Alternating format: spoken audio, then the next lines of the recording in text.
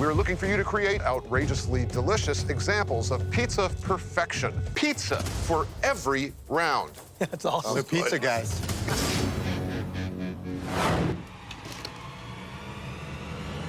Open up basket one. Wow.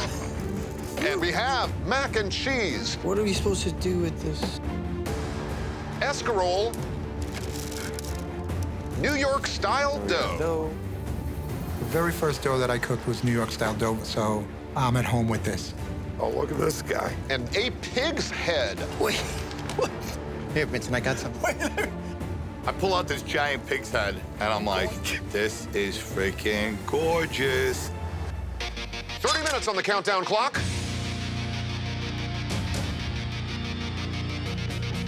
Time starts now.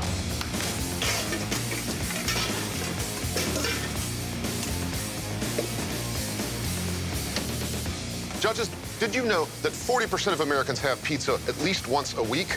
Guilty. Wow. How about you? Very guilty. What's your favorite kind of pizza?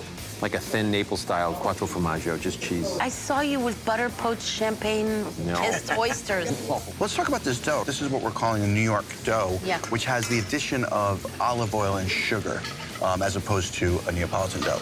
So when you add sugar to a pizza dough, you're in essence feeding the yeast. You're souping up that yeast with sugar. Look at this Bella dough. I got New York pizza dough in here. I'm the king of New York pizza, so I'm good with that. All right, now watch it. Don't break it, bud. Yeah, I know how much you love it, Joel. Fine.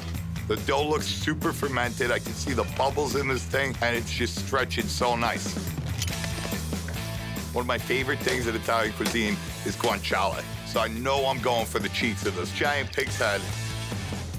So I'm making this little piggy out of escarole soup pizza.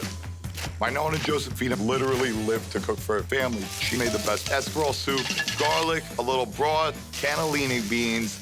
I'm gonna puree it up, turn it into sauce. What are you doing over there, Johnny boy? Yo, Nino, Momo, what's up?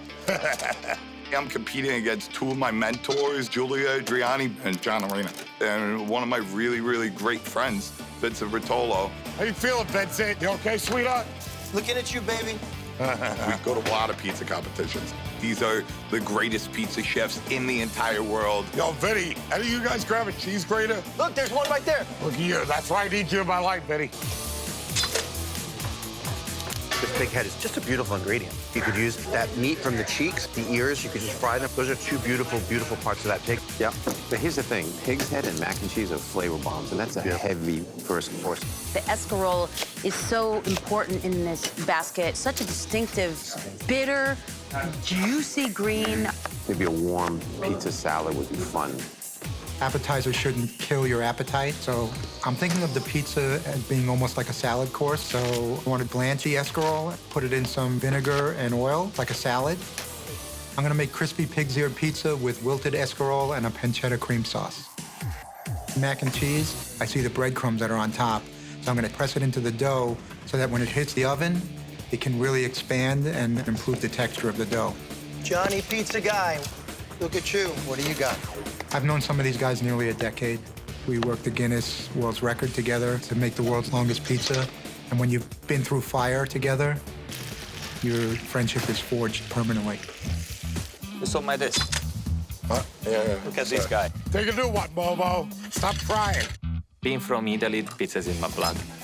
I would not want to lose from 3 Americans. Julio, I'm sorry I'm not from Naples. I apologize for being a New Yorker. You're from Vegas, dude.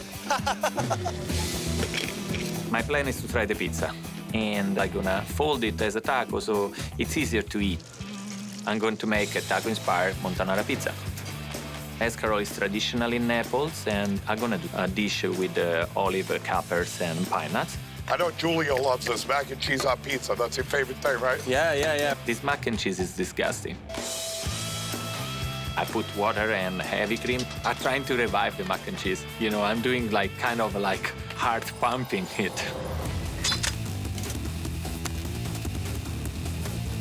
I'm feeling really excited about this basket. I see the pig's head and I think this guy's a lot better looking than Nino. What do you want to do? I want to go for crispy pig ears. I'm making a crispy pig ear grilled pizza with fried mac and cheese. In order to grill a pizza, I'm gonna stretch it into more of a flatbread shape, or what I like to refer to as a skateboard pizza. Very nice to see Vincent's gonna go grilling. Love that. I love the flavor of grilled pizza simply because you're gonna impart some char, some smoky, some real flavor into the crust. Ugh, I want to build this pizza up so it's got a lot of different dimensions. So I'm planning just to use this mac and cheese as like a crispy topping for the pizza. I want to caramelize it and get it to where when you take a bite, you're like crunching that cheese. Who doesn't love caramelized cheese? Everyone on the planet loves that. 10 minutes on the clock.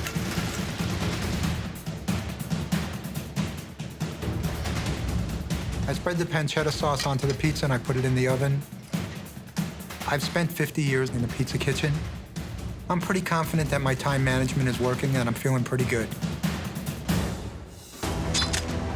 All right, folks, you got 5 minutes to get this done.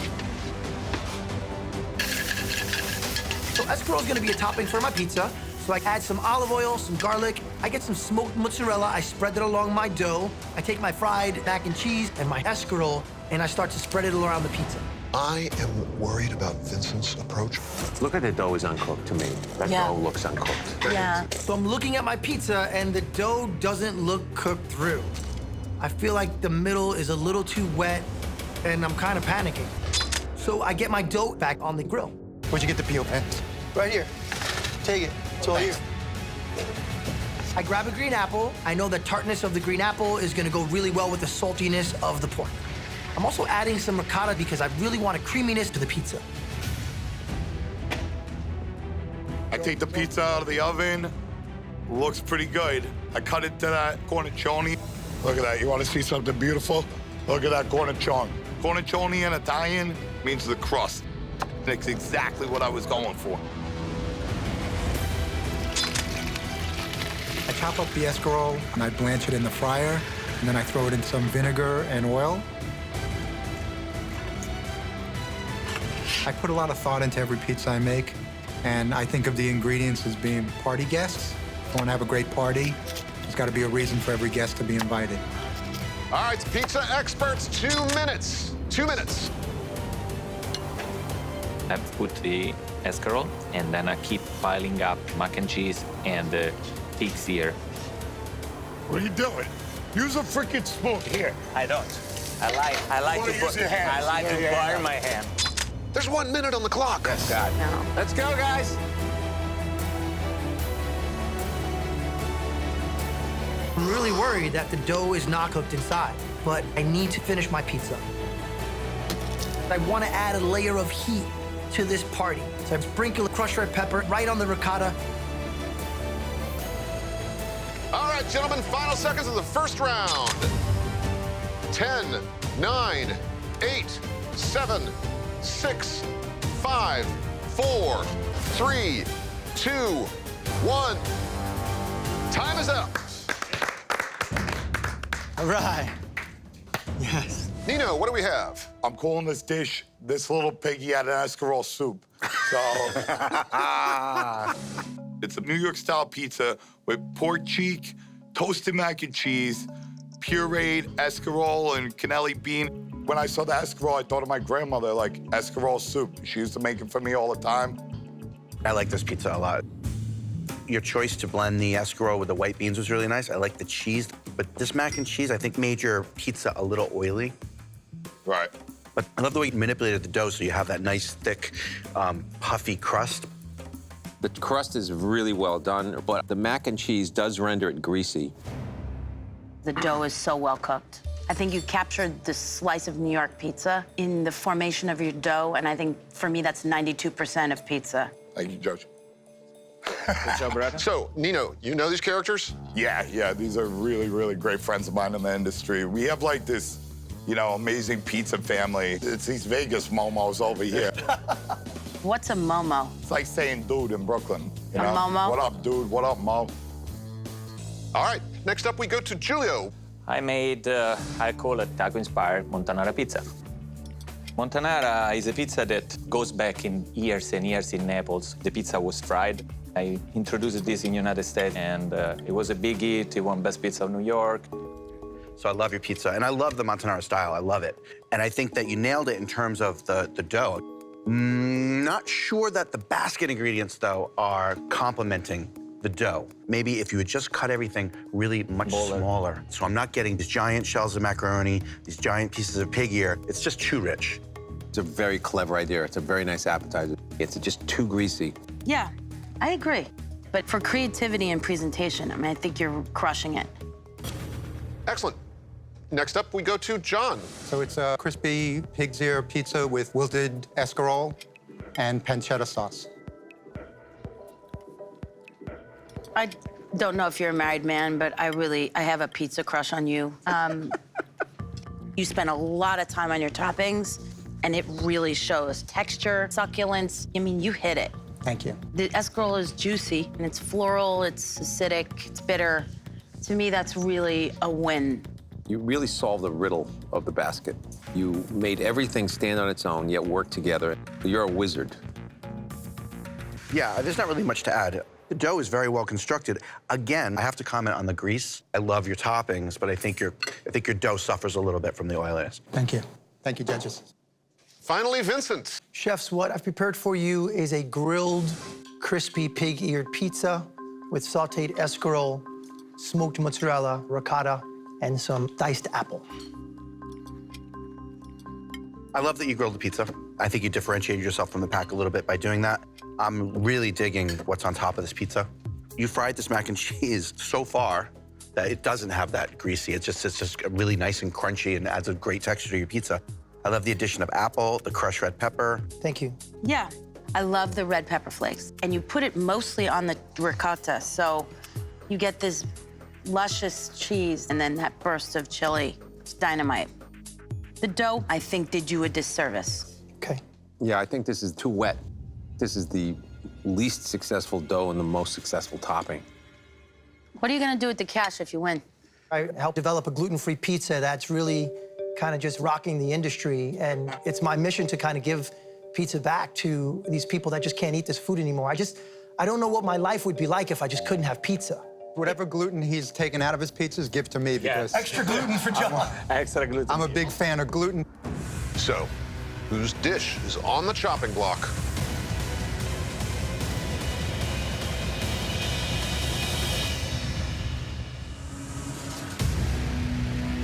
Chef Julio, you've been chopped. Judges? Julio, you're obviously so wildly good at what you do, but because the pieces of the pig head and the macaroni and cheese were so big, it was just really greasy. And so we had to chop you.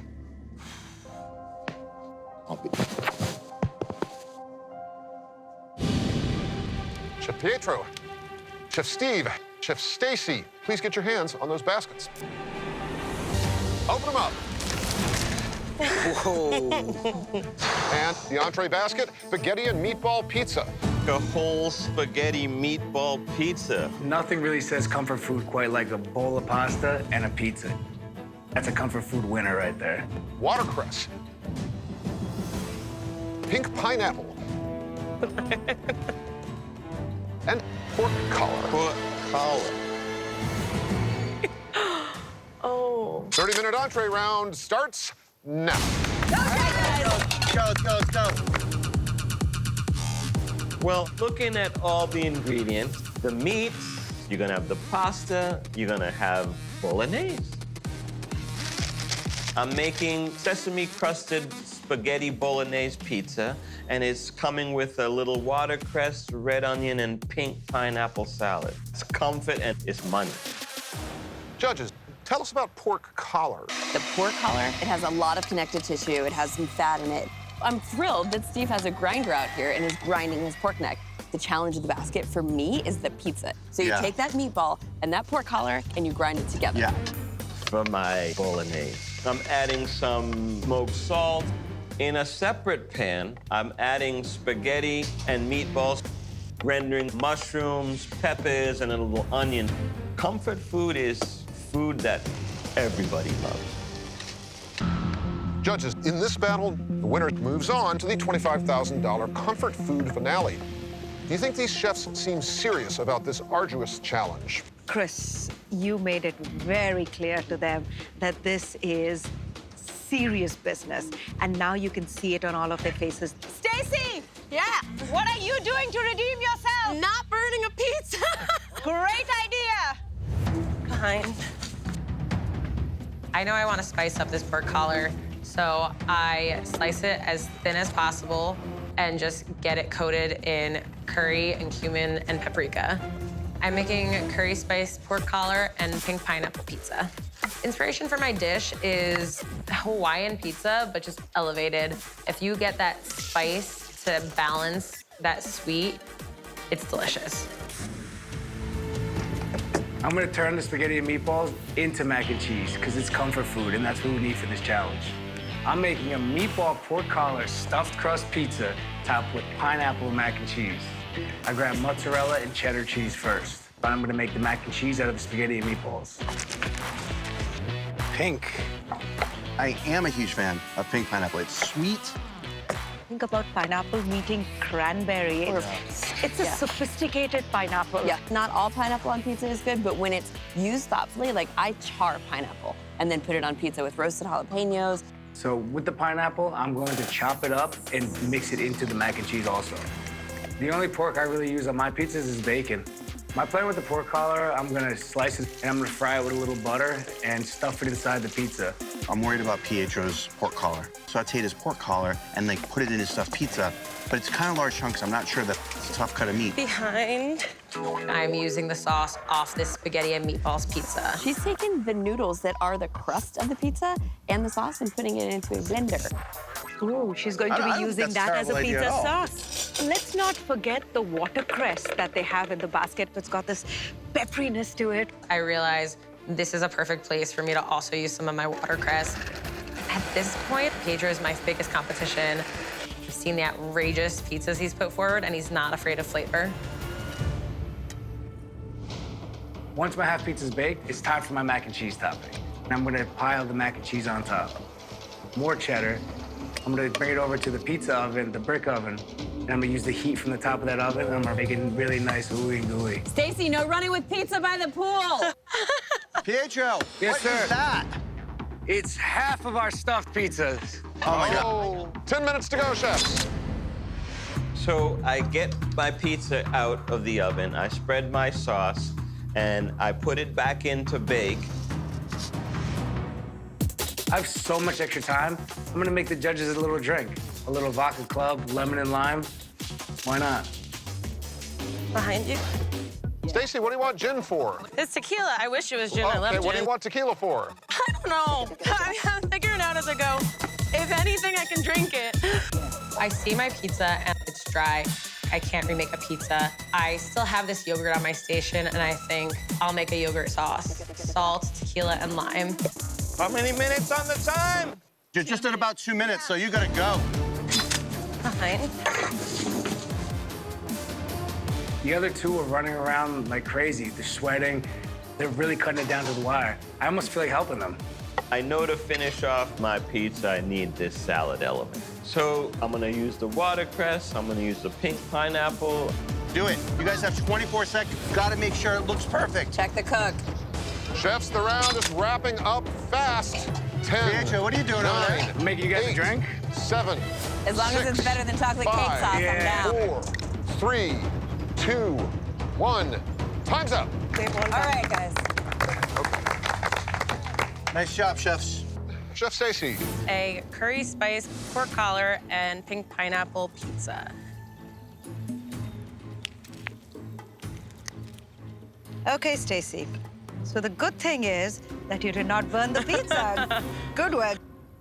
Your handle on flavors is very, very strong. This is delicious. Even the addition of cilantro, I think, is really good. But oddly enough, this pizza comes across as dry. But I really like what you did with the pork. It's cooked perfectly. The rub you have on it, what is it? Curry powder and cumin and paprika, salt, pepper. It's delicious. Thank you. Your pizza is cooked perfectly. But one thing that I'm noticing looking at my fellow judges is that I see a lot of cilantro and I see a lot of red onion, and I don't see any of those things on mine. I think Minnie nailed it when she said it's a little bit dry, but the flavors are really good. And I actually like how the yogurt sauce has like kind of cooked into the pizza and almost given it like a dry rub, which it's really cool. Thank you, Chef Stacy. Next up, Chef Steve. I made a sesame-crusted spaghetti bolognese pizza with a little watercress and frisee pineapple salad. Chef Steve, I would not have thought to do a spaghetti and meatball pizza bolognese. The flavor of the pizza is really good. There's a lot of toppings on here. Appearance-wise, it looks dark, almost like you might say Stacy's was, but because it's kind of in patches, it actually works. And I really especially love that you ground the pork collar. I think that was so smart. I think there's a lot of good flavor here. Steve, first of all, I love the way it's baked. I'm loving a little bit of char over here. What I think you needed to edit was the quantity. Even if you would have put half the amount of this bolognese, it would have been a home run. Right. Thank you, Chef Steve. Thank you. Next up, Chef Pietro. What have you done this time? So I actually have a meatball pork collar stuffed crust with a pineapple mac and cheese topping. You want to tell us about your drink? That's a little vodka club with a little lemon and lime for you. Just maybe liven things up a little bit. Whoa. Yeah. This is like comfort food pizza. It's ooey and gooey with cheese. This was definitely the bite I've been looking for all day. But the pork collar is extremely tough on its own. Like, it's like chewing on I really leather. didn't know how to but cook it that maybe well, if you had so. used a couple extra minutes to look at that pork and say, hey, this is tough, what can I do? Take the watercress and make a salad out of it and put that on top of it. That could have lifted the dish. So you nail the cook, you nail the theme. Pietro, the stuffed pizza is great. It's what you do. So it's like, it's who you are, right? Yeah. I would have loved like a little tomato sauce in there. That maybe would have picked up some of the tomato sauce in your spaghetti and meatballs, mac and cheese. Chef Pietro, thank you. Thank you very much. Appreciate it. Yeah, I'm gonna have the drink, yeah, cheers. Cheers. Here's all. So, whose dish is on the chopping block?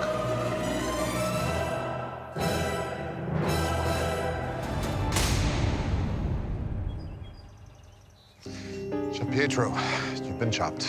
Judges? Chef Pietro, the pork collar, we felt it was just chewy and dry, and it came down to your inability to really master the basket ingredients. So we had to chop you. Appreciate it. Thank you, guys. Please open your baskets.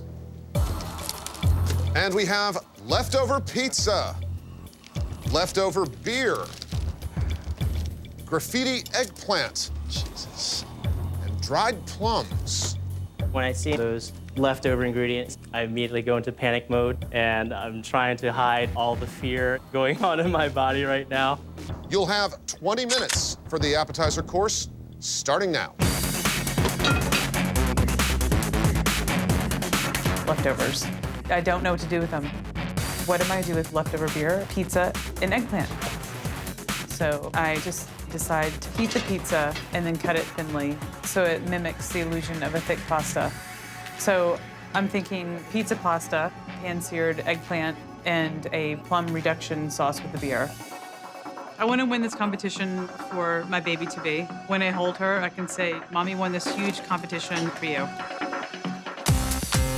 I love leftover pizza. Reminds me of my college days. I'm gonna make a sauce out of it, and I'm hoping that it tastes good because it could go terribly wrong and be nasty. I want to win Chop for my family. I made some promises to Lisa, my wife, that I would take them all to Ireland. I think I can win because I have a lot of great experience. I'm 42, so I've probably got a couple years on these youngsters. I definitely think leftovers are underestimated. People should understand their glory. I love leftover pizza. Thinking what I can do with it, I'm like, salad is a great way to marry all these weird components together. I wanted to come here today to prove something to myself. Is this really the career for me? I've had ups and downs and been fired and moved, and you question, are you really good enough? The pizza is shocking because it's already in its end form. So it's hard to conceptualize what you're gonna do with it. When I see the eggplant, grilled eggplant comes to mind. And I'm going to make a gastrique with the plums and beer. I want to win for my wife and daughter. We have huge debt, so I really need to win the money.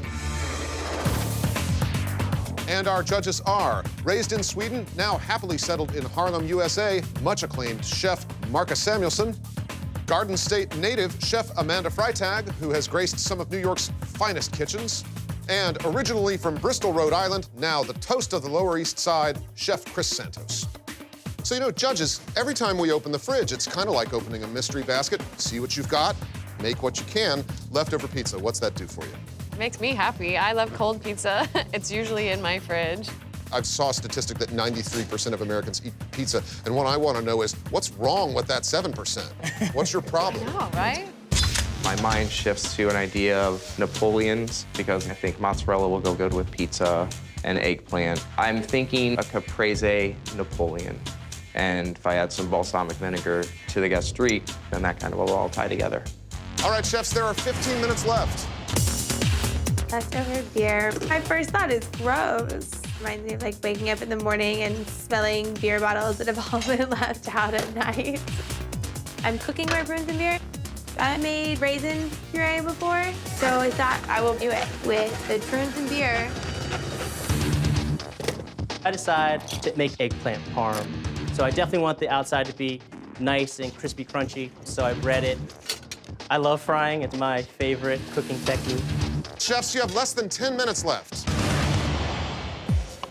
It's halfway through the round. My thought is cook the eggplant in the pan because the oven is not going to be fast enough. I taste a piece of eggplant. It tastes crunchy, but I don't have time to let them cook longer because I need to grill that pizza. And chefs, you are now down to 5 minutes. The eggplant, it looked like it was getting a little burnt. If I serve burnt eggplant to a panel of judges, they're gonna ask me why I'm even here. This is crazy. Behind my sauce, I taste it. It needs help. I put the ricotta in there, gives it a little bit more body. These 20 minutes fly by. I'm not sure that clock's accurate. Behind. For my salad, I love frisee. I think it's such a delicious lettuce. It's got great shape and texture, bitter, and can really cut through all that sweet, sour richness. All right, chefs, we're down to 1 minute. Where'd I put the spatula? I found it. When I hear 1 minute on the clock, I get worried. And when I get nervous, I vocalize, uh-oh, to get some of my insecurities out. This is ridiculous. Absolute heart pounding, almost to the point of like, can I even do this? And then I pull it together and pray to God that once the food gets on the plate, it will get me to the next round. Ryan, I needed to hug him or something to make him relax. I'm like, wow, someone's more nervous than I am, thank you. And 30 seconds left, chefs. I put the eggplant on the plate, I put the mozzarella on, I put the pizza on. I realize I haven't put any basil on there. So I take all the layers off, I put the basil back in, and then I continue building the plate. All right, chefs, just mere seconds to finish these plates. 10, 9, 8, 7, 6, 5, 4, 3, 2, 1. Time's up. Please step back. Chef Ryan. Yeah. What do we have? I'd call it a grilled eggplant and pizza Napoleon with the dried plum and beer gastrique. I think you did a really great job with the sauce using the leftover beers, but then what I'm struggling with here is the proportions. The mozzarella is big and it's large, and the eggplant is undercooked. I can't find the balance in this dish. I think I did a pretty good job in 20 minutes. I felt like what I put together worked, but it's 20 minutes with leftover beer and pizza, so. I think if you maybe dress the eggplant with this delicious sauce that you made, almost making like a sweet caponata or something, would have kind of brought it together a little more. And next we go to Chef Lee. When I saw the pizza, all I could think of was Italian food. So this is basically my play on trying to have a little pasta dish with a eggplant and plum reduction sauce. First of all, the eggplant, completely delicious. That's my favorite part of this dish, hands down. The pizza, I don't know if you really transformed it. We're looking for sort of creative use.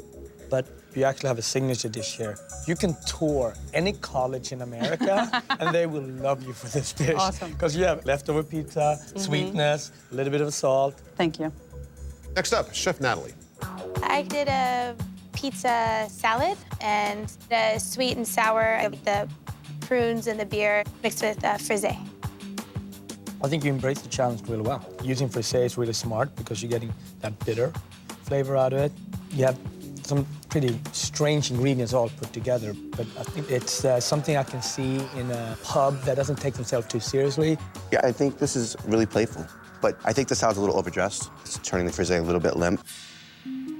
What was your intention with the puree and trying to figure out what I'm supposed to do with it? Yeah, it was gonna originally be more of like a gastrique, and then when I was kind of looking at the other competitors, I heard about Ryan doing a gastrique, and I thought, well, I've done raisin purees before, so why not make something a little different than the others? It's surprising how flavorful those little pieces of pizza are. But I think there was a little too many croutons. I really liked what you did with the eggplant, so I wanted more of the eggplant and less of the pizza crouton. I understand. Finally, Chef Jeff. Yeah, this is panko-breaded eggplant with beer and pizza sauce and a dried plum vinaigrette. It's really fun. The eggplant is so crispy. It's so great. I'm in awe. 20 minutes. I never would have expected this dish. This is actually a very well-composed dish that could go on someone's restaurant. It's pretty cool. Here comes the buzzkill. How'd that make it on my plate? I didn't flip them all over. I knew there was a couple dark ones, and looks like you got one of them. Obviously, we're judging on consistency. I kind of got the short end of the stick here. So that's kind of a bummer. Thank you, chefs. So, whose dish is on the chopping block?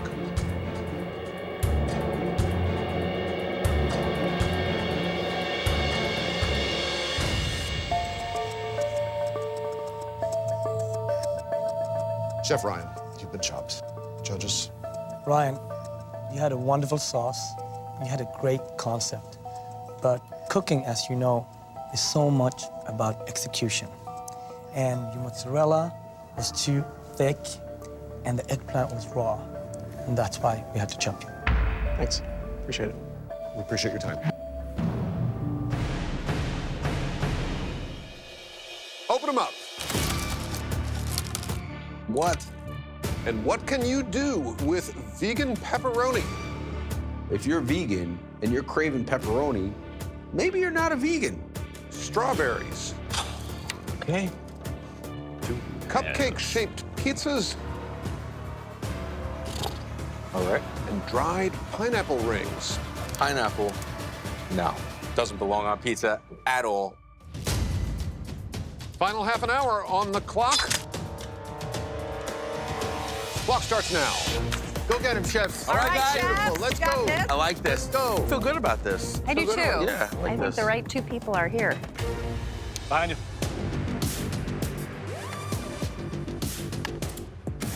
So these cupcake-shaped pizzas actually have everything you love about a pizza: dough, sauce, and cheese. And this looks like a brioche. Brioche in Rome is usually stuffed with creams or chocolate mousse to make a maritozzi. Just winging it at this point. I scoop out the sauce and cheese and get it into the fryer.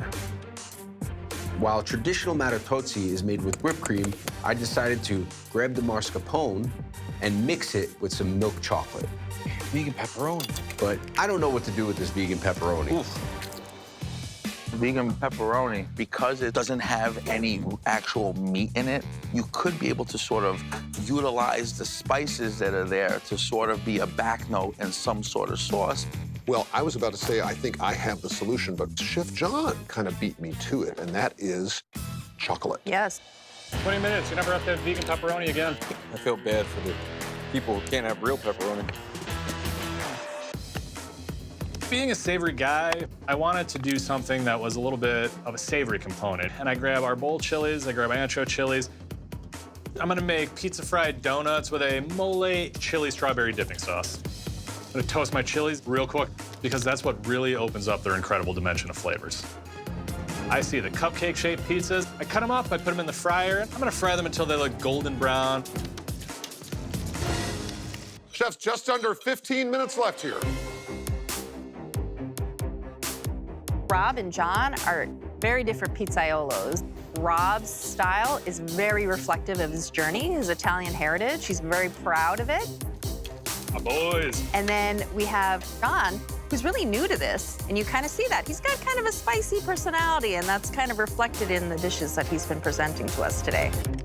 If I win the $10,000 today, that money's going right back into the community to feed people right in my neighborhood right away. You know, my best and favorite memories from pizza come from having that safe place, that home, and all I want to do is make sure that as many people as possible can have that same kind of thing. Winning today would mean the world to me. And that money is going to go to a scholarship fund to help other people who are aspiring pizzaiolos follow their dreams. I take the cupcakes out and immediately sprinkle them with some sugar and cinnamon. I taste my filling, it's perfect to my liking, so I pipe it right into the cupcake. Okay, what do I got left? A Rob down there, he's got a deep-fried cupcake-shaped pizza, but he's really stumped when it comes to the pepperoni, the pineapple, and strawberries. I blend my steeped chilies in a blender and strain it, and then I add that to my pot with the dark chocolate and strawberries and agave. I need to do some of these dried pineapple rings, and I'm hoping I can make sort of a dust, so I throw them in the food processor. The pineapple doesn't look like it's so easy to work with. Very gummy. Like that's not really breaking up. A little perplexed at what to do, so I throw it in the oven to try to caramelize, and I'm hoping for the best. Fine. All right, Chef Rob, how you doing over there, brother? You know, I'm not used to doing these dessert-style pizzas. I'm definitely not used to putting pineapple on any sort of pizza item. Pineapple is a very difficult ingredient, no matter how you slice it. You'll pardon the expression. It's very, very assertive. It's a very polarizing ingredient in the Well, pizza lucky world. you, Anna. It's not your problem. Thank you, Ted. Not today, anyway. Not today. There are two things that don't belong on pizza: pineapple and vegan pepperoni. I don't know what to do. All right, chefs, 5 minutes to go. I feel like that pineapple and that vegan pepperoni has just gotten into his head and he can't get it out. I don't know what to do with this vegan pepperoni. I thought coming into this competition that I handled pressure really well, but the pressure in this dessert round is really starting to get to me. I don't know what to do with this vegan pepperoni. So I try to mask the horrendous flavor as best as possible and mix it with a strawberry jam and freeze-dried pineapple. The plan for the vegan pepperoni is to cook it so it's crispy. I'm gonna fry these guys. They already got a good level of spice to them. Hopefully they play nicely with the chilies and the mole. So with the strawberries, I put them right into the chocolate mascarpone as a topping. How could I take this up a notch? So I slice up some oranges and I go to the deep fryer because when you eat fried oranges, you can eat the peel and everything and it tastes just like candy. 1 minute to go, chefs. Let's go, guys. Let's get it all done. All right, chefs. I pull my pineapple out of the oven and it's sticking to everything. It's gonna become a garnish and I kinda wish it just went in the mole. Here we go, chefs. 30 seconds on the clock. 30 seconds. All right, guys. Let's go, guys. Come on, guys. Get it on there. You got to get it on plates. Final seconds of the final round. 10, 9, 8, 7, 6, 5, 4, 3, 2, 1. Time's up. Chef John. Judges, I have made you pizza donut bites with a chocolate strawberry chili mole. The way you treated the cupcake-shaped pizza, that's what I would have done. I knew that it would lend well to frying, and it did. It gets nice and flaky, but not too sure what's going on with the pineapple. Mine kind of just really hardened up. Yeah, the pineapple was really hard to eat. And I'm not quite sure what this dish is as a fully composed dessert. This doesn't really speak to me like a dessert pizza. I almost wish you would have used the pizza dough and incorporated the cupcake-shaped pizza less. Chef, I think we all appreciate you coming into this kitchen with such a difficult basket and putting your best foot forward. But this is an unmitigated disaster, sir. This deep-fried bread, you didn't do anything with it. You chopped it up and threw it in the fry later. Like, I gotta be real, brother. Well, at least you'll remember it. I hope not. Okay, finally, Chef Rob. So this is my version of a Roman-style maratozzi. Typically in Rome, they make a maratozzi with a brioche, and then it's cut open and filled with some sort of a cream, usually a whipped cream. Chef Rob, I'm gonna be honest with you. I like this. The way you utilized the cupcake, filling it with that traditional chocolate cream was really quite inventive. Thank you. I think the smartest thing you did was remove the tomato and the mozzarella from the interior of that cupcake-shaped pizza. It reads a little heavy, right? Sure. I'm looking for just like some sort of lightness, just a respite to the incredible richness and sweetness, right? I think the strawberry got lost, bro. The pineapple is so strong together with that vegan pepperoni. I'd love to see just some more basket ingredient, just sort of like pounding me in the face, you know? Sure. So, whose dish is on the chopping block?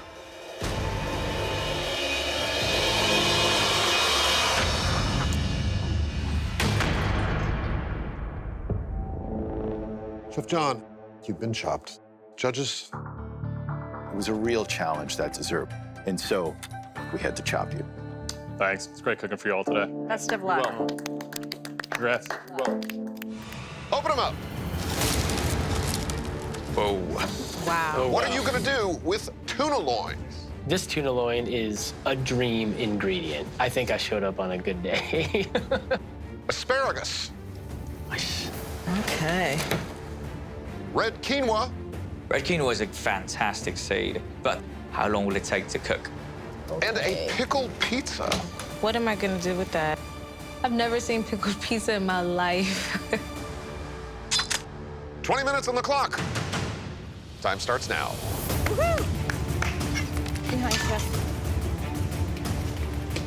Judges, we certainly gave the chefs a gift with this beautiful tuna loin. You'd either sear it quickly or serve it in raw applications such as sushi or poke bowls. It's a clean palate, so you really need to bring some flavor because it doesn't taste like much.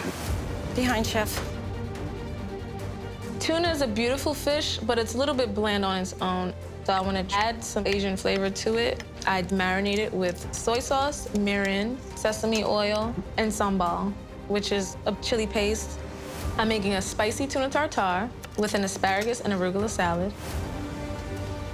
I've been applying for chops since I was 15 years old, and it's crazy to be here 10 years later. Behind you? Being the youngest chef here, I feel a little nervous, but I know that I'll put up a tough fight. Sorry. Behind chef. Heading into the competition, I feel strong. The other chefs should worry about me because I've been cooking for 38 years. I have 6 restaurants that I run. This is what I do. This is who I am. I'm gonna take this tuna and make a ceviche with a blanched asparagus spring salad. To make my ceviche, I'm being really careful with how much lime juice I add. I don't want there to be so much that it starts to change the nature of the fish. Quinoa is a seed. If you cook it just right, it's these wonderful little granules that sort of pop on your tongue. If you undercook it, it's crunchy. The biggest challenge in this basket is the red quinoa. Yeah. Quinoa is going to easily take 15 minutes to cook. Saran just put his in, the water, and Javier hasn't touched his quinoa, so hello. I love cooking all sorts of food, but Indian food is my forte. In this first round, I know I want to make a peel. It's a rice puff salad, but in this dish, the quinoa actually replaces the rice. I'm gonna make a black sesame encrusted tuna with a red quinoa and asparagus peel. Pickled pizza is quite interesting. I'm gonna take the pickle and mix it with the asparagus and the onion. This is gonna be the base for my peel. Behind you? I want to do an appetizer that is light and showcases the freshness of the tuna. I'm going to make a seared tuna and an asparagus salad. I look at the pickles and think, let's do a take on a sauce grabiche. I grab tarragon, parsley, the dill off of the pizza, some mayo, some sour cream. I feel like I don't have time to boil this quinoa, so I'm just gonna pan fry it in a little bit of olive oil and I'm hoping it'll kind of puff up. All right, chefs, 10 minutes on the clock. I'm gonna figure out what to do with these pickles like now. Deborah opened her basket. She was closest to me, and just this waft of pickle aroma hit me. So it's a garlic sauce. It's a white sauce topped with tons of dill pickles and dill. You could scrape off that garlic sauce, though, and use that as a base for an aioli or something. Yeah, good idea. I know exactly what I'm gonna do with these pickles. When I make tuna tartare, I usually add cucumbers to it, so I'm gonna use the pickles as a substitution.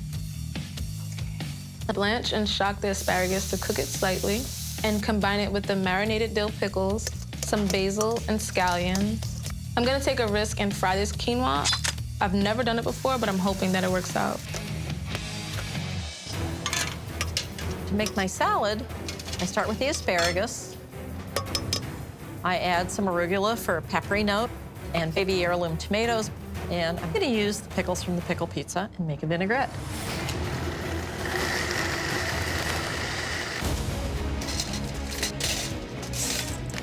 I take the tuna, I season it really well, encrust it with sesame. I want to get a beautiful red interior with a nice sear on the outside.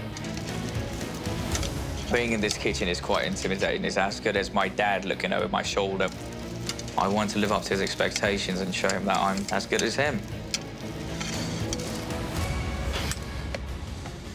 I take the tuna, get it in a screaming hot pan, and start searing all the sides.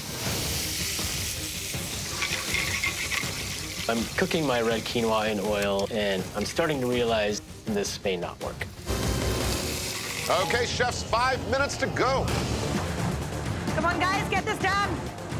That quinoa is not going to cook in time. He's definitely not doing it right. If you wanted to fry the quinoa, will that work? You gotta cook it first. Yeah, you would have to boil it so that we can get puffed quinoa. I came in here going for this 10 grand and maybe losing it over some crunchy quinoa. But clock is counting down. I have to go with it. A fresh tuna like this needs acid. I'm gonna get that from a nice bright salad. I chop up my asparagus, radicchio and frisee, tomatoes, toss in a little bit of olive oil, lemon juice. Come on, go, baby, go. Quinoa takes forever. I'm looking at the pizza and I realize that there's crust there. So I'm gonna fry up the pizza crust to add a little bit of texture to the salad. Behind you, sweets. Chef's calling the 2-minute warning. I chop up the pizza crust and add it to the quinoa, hoping that it will fry up nicely and give me some texture. I'm looking at the quinoa, and I noticed that it didn't bloom as it usually does when you boil it. So I'm not sure if it's 100% right. Oh, my God. Come on, guys, get this done. I'm gonna wait for the very last minute to mix my pale because the quinoa is just not ready yet. Saranj will not stop moving. He needs to be moving. Saranj, you need to start plating, buddy. I'm gonna mix crema with the asparagus and the quinoa, and this is gonna be the dressing for my pale. But I do not have that much time to plate. All right, chefs, that 20 minutes is just about gone. 10, 9, 8, 7, 6, 5, 4, 3, 2, 1. Time's up.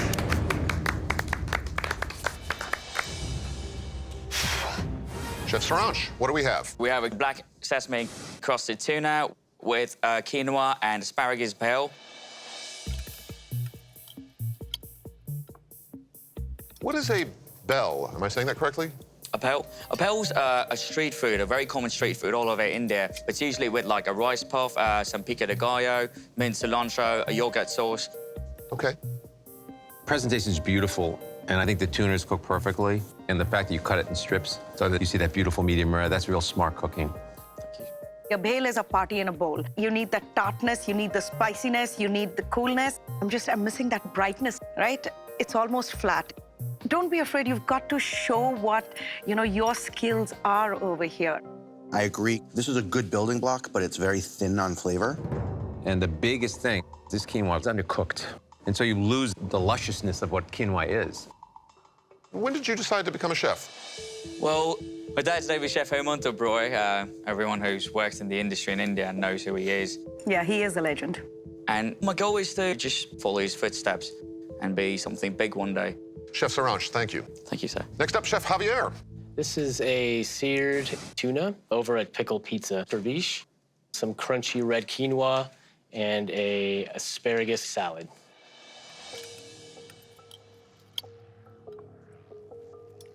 What sort of food do you usually cook, Chef? I'm originally from Spain, so tapas, small plates. The sauce is absolutely delicious. And I think you anchored your entire dish based on seeing the pickles on the pizza. And it works. The quinoa is not. You have to cook it before you deep fry it. Otherwise, it's very difficult to eat. Understood. I do like that you use the pickle pizza in 2 ways, both in the pickles in your sauce and then these croutons out of the crust. Same message to you as I gave the first chef. If you move on, we need flavor. Sure. Where's your pantry? Capers, anchovy, tomato, cilantro, tarragon. Where is Spain? It's good, but it's not extraordinary at all, and you need to bring it a bit. Okay. Next up, Chef Zuri. I made a spicy tuna tartare on a bed of asparagus and arugula salad with crispy quinoa. I'll ask you the same thing. Did you cook the quinoa? No, but hopefully you can mix it into the salad and it's more incorporated, so it won't be... You can't do that. No? Okay. It's like mixing raw rice into a salad. I mean, the rest of your salad's delicious. It's very balanced. Thank you. But like one glaring error is the quinoa. Yes. I'm sure you will not make that error again. Never again. I agree with Jeffrey. You definitely brought the flavor. And I love the little crunchy, garlicky pieces of the crust. Thank you. The contrast of the crunchiness that you get from the pizza and the tuna, it's just a perfect, perfect marriage. Finally, Chef Deborah. So I made you tuna ceviche, and then it's on top of a spring salad with asparagus and baby heirloom tomatoes. Chef, what got you into this tawdry business? I've been cooking for 38 years for money, and a long time before that, just for fun. So you did something other than working as a chef? I did. I was a sports writer and a magazine editor. Well, I will tell you that quinoa is not cooked. 4 out of 4. Boom. Although it's cooked probably more than any of the other quinoas. I think the asparagus arugula salad is delicious. I like the way you cut your asparagus. It's super delicate. This pizza crust fries up really beautifully and it's really tasty. Thanks, Chef.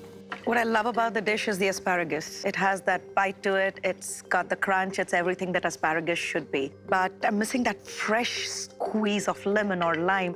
So I squeezed fresh lime over it. I didn't want to add too much, but it cooked the tuna.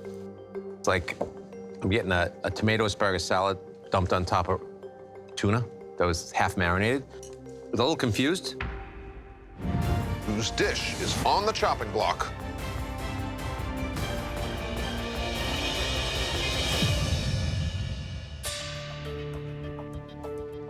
Chef Deborah, you've been chopped. Judges? Deborah, we loved the way you treated the asparagus, but we were missing the lime, the citrus, the freshness. The tuna was not treated properly. And of course, the quinoa was undercooked, which was across the board. So for these reasons, you have been chopped. Thank you, chefs. Good job, guys. Please open your baskets.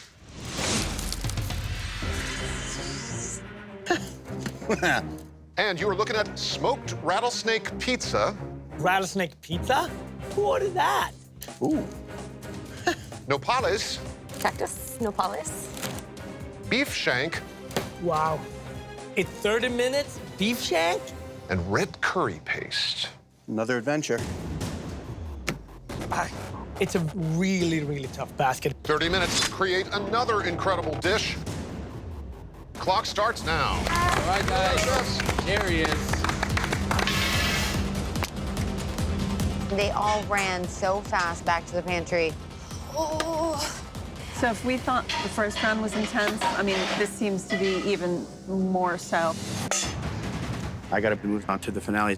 There's $100,000 at stake here, so I got to work every second of those 30 minutes.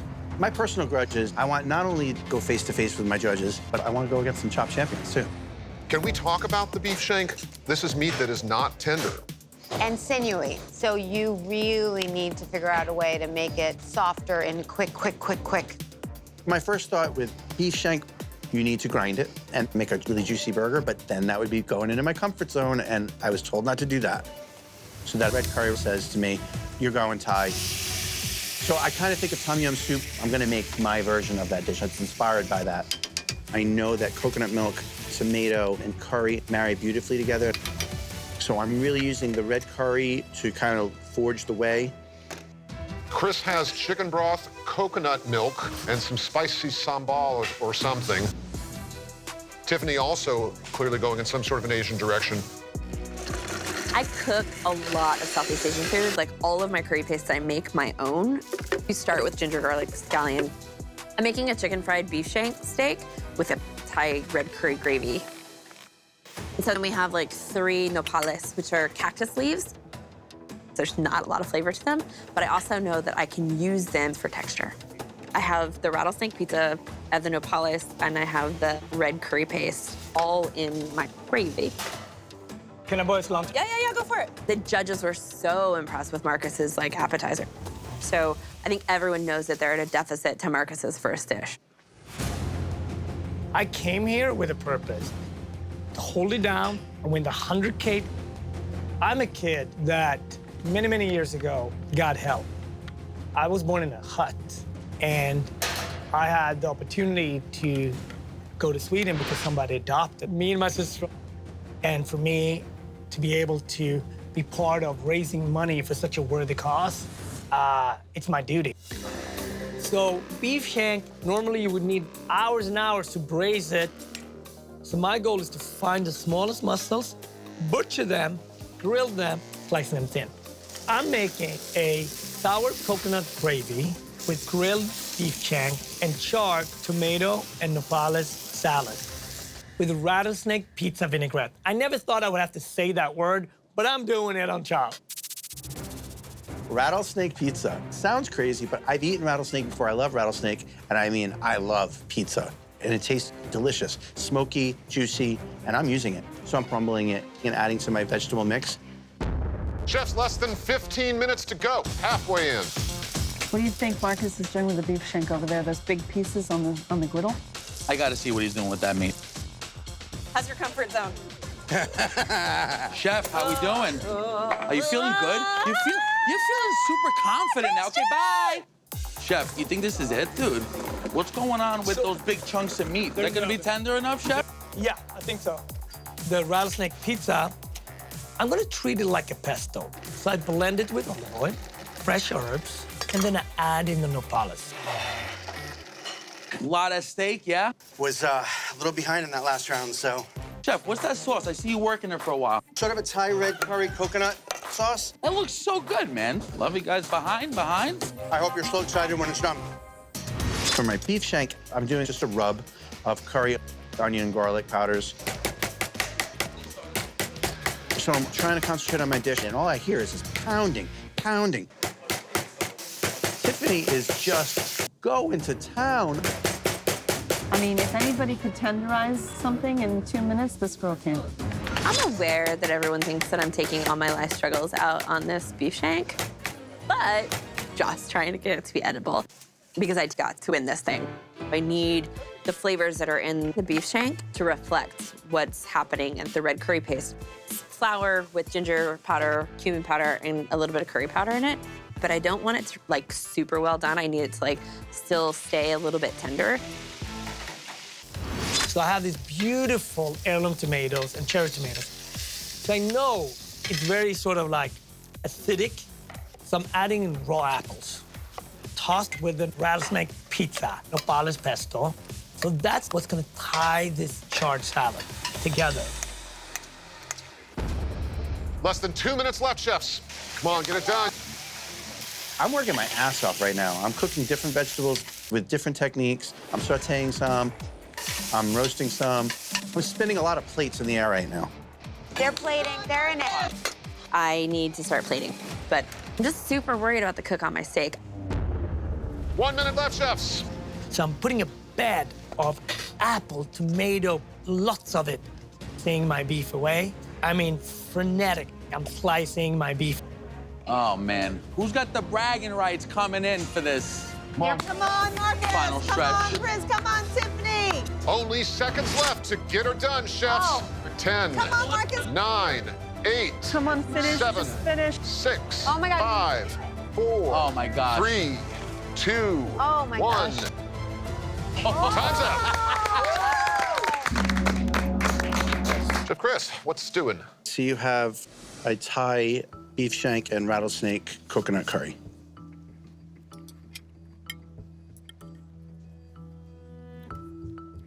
I know how you felt after the first round. Yeah. And you come out like harder than ever. And this is so tasty, so vibrant. But the coconut curry broth, I just think it needed maybe 10 more minutes to simmer out. That shank was a tough cut of meat to cook in 30 minutes. And what you did was very smart. Cut it thin, char it really quickly. But I feel like that beautiful curry flavor is really sublimated by the heavy tomato flavor. Chris, I mean, the vegetables just shine here, right? They're beautifully cooked. But every time I put a vegetable in my mouth, I thought, oh, this is gonna be the nopal.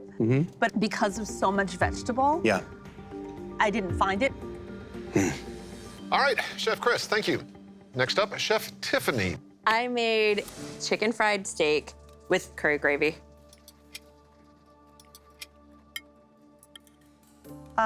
So, as lovely as this is, I have one major problem with this dish. Hit me.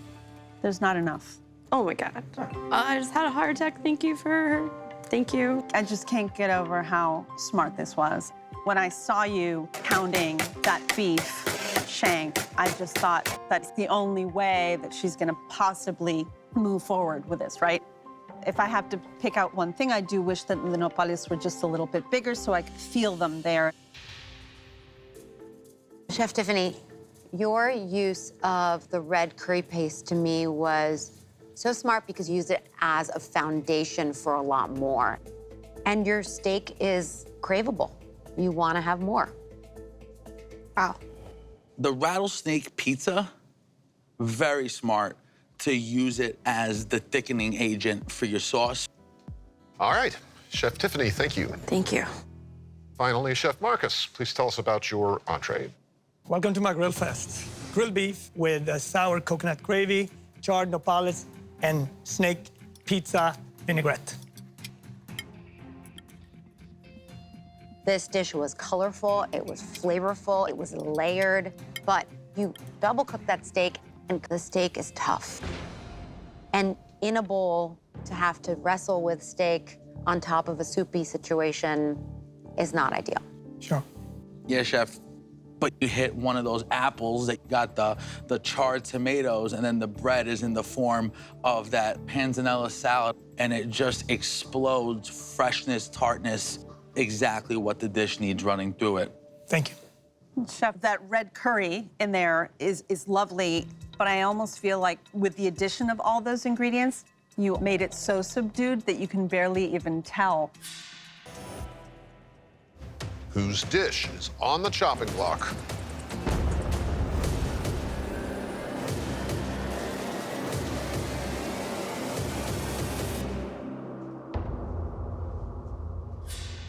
Chef Chris, you've been chopped. Judges? Chef, you decided to go outside of your comfort zone and create something totally unique. And for that, we definitely must commend you. But unfortunately, the curried tomato broth just really suffered from not having 5-10 extra minutes. Yep. And it was really hard for us to detect the nopales. So we had to chop you. Wasn't my day. Thank you so much. Yes, Chef. Thank you.